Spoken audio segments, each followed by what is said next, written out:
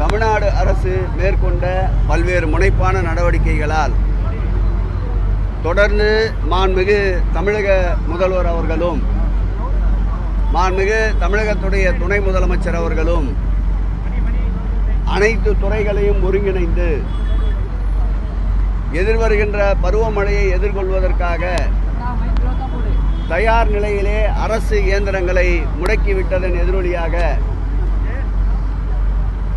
கடும் புயல் பெரும் மழையை எதிர்கொள்ள நேரிடும் என்ற ஒரு சூழல் இருந்தபோது அதற்கேற்றாற்போல் அனைத்து துறைகளையும் களத்திலே நிற்க வைத்து இந்த பெருமழை வெள்ள பாதிப்பை திறமையோடு நிர்வாக திறத்தோடு செயல் திறத்தோடு வெற்றி கொண்ட ஒரு அரசாக இன்றைய அரசை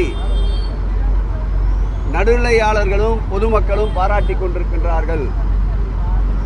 மாண்புமிகு தமிழக முதல்வர் அவர்கள் அமைச்சர் பெருமக்கள், நாடாளுமன்ற உறுப்பினர், சட்டப்பேரவை உறுப்பினர், மக்கள் பிரதிநிதிகள் ஆகியோரை மாத்திரமல்லாமல் திராவிட முன்னேற்ற கழக தோழமை கட்சியை சார்ந்த நிர்வாகிகளையும் களத்திற்கு அனுப்பி நிறைவாக இந்த பெருமழை வெள்ளத்தை சமாளித்திருக்கின்றோம். ஒரு சில தாழ்வான பகுதிகளில் இந்த மழைநீர் வெளியேற்றுகின்ற பணியை மேலும் விரைவுபடுத்துவதற்காக அந்தந்த மாவட்டத்திலே இருக்கின்ற அமைச்சர்களையும் மற்றும் மக்கள் பிரதிநிதிகளையும் முடக்கிவிட்டிருக்கின்றார். தற்போது நாம் நின்று கொண்டிருக்கின்ற இந்த தட்டாங்குளம் எனப்படுகின்ற இந்த பகுதியில் புரசைவாக்கம் தானா தெருவிலே இருந்து வருகின்ற மழை நீர் புரசைவாக்கம் தானா தெரு, செல்லப்ப தெரு, மூக்குத்தெருவை கடந்து நம்முடைய அங்காளம்மன் கோயில் தெரு, பட்டாளம் போன்ற பகுதிகள் வாயிலாக தற்போது இங்கே பயன்பாட்டிலே இருக்கின்ற 325 HP கொண்ட திறன் கொண்ட மோட்டாரின் மூலமாக தண்ணீர் வெளியேற்றப்பட்டு நம்முடைய காந்தி கனால் வாயிலாக பக்கிங்ஹாம் கனாலுக்கு சென்று கொண்டிருக்கின்றது. சேரப்படுகின்ற இந்த மழை நீருடைய கொள்ளளவு அதிகமாக இருப்பதாலும் ஏற்கனவே பயன்பாட்டில் இருந்த ஆட்சி சுவர் முழுவதுமாக சிதலமடைந்து விட்டதாலும் இந்த தண்ணீர் உடனடியாக வெளியேற்ற முடியாத ஒரு சூழல் இருப்பதை அறிந்துதான் தற்போது அதிக அளவு கொண்ட கிட்டத்தட்ட 600 HP மேற்கொண்ட மின் மோட்டார்கள் பொருத்தப்பட்டு தண்ணீர் வெளியேற்றுகின்ற பணி ஒருபுறம் நடைபெற்று கொண்டிருக்கின்றது. மறுபுறம் இதற்கு நிரந்தர தீர்வாக நம்முடைய மாண்புமிகு முதல்வர் அவர்கள் கடந்த 2 மாதங்களுக்கு முன்பு கூட பெய்த பெருமழையின் போது இங்கே வருகை தந்து ஆய்வு தந்தார்கள்.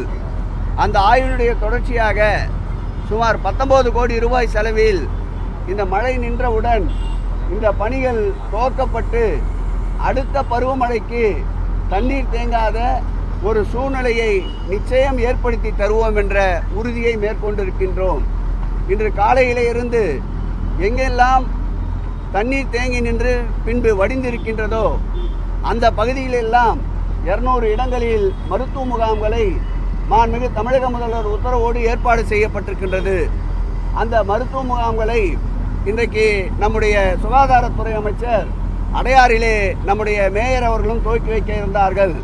முதல் கட்டமாக சந்திரயோகி சமாதி தெருவிலே அமைந்திருக்கின்ற அந்த மருத்துவ முகாமை நானும் அந்த வார்டினுடைய மாநகராட்சி மாமன்ற உறுப்பினர் என்ற வகையில் மேயர் அவர்களும் சட்டப்பேரவை உறுப்பினர் தாயகம் கவி அவர்களும் காலையிலே அந்த மருத்துவ முகாமை துவக்கி வைத்திருக்கின்றோம்.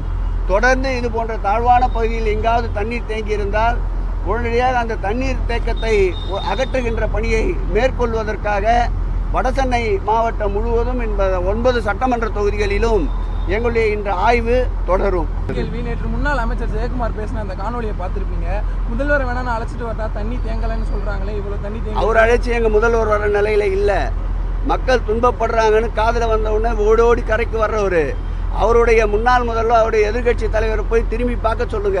டெல்டா பகுதியில் ஏற்பட்ட பெரும் பாதிப்பின் போது வீட்டிலேயே அமர்ந்து கொண்டிருந்தவர், எந்த விதமான மழை வெள்ள நிவாரண பணிக்கும் செல்லாதவர், 2 மாதங்களுக்கு முன்பு ஏற்பட்ட பெருமழை வெள்ளம் போது அவர் அவருடைய காரினுடைய டயர் கூட எந்த தெருக்களையும் அடையவில்லை.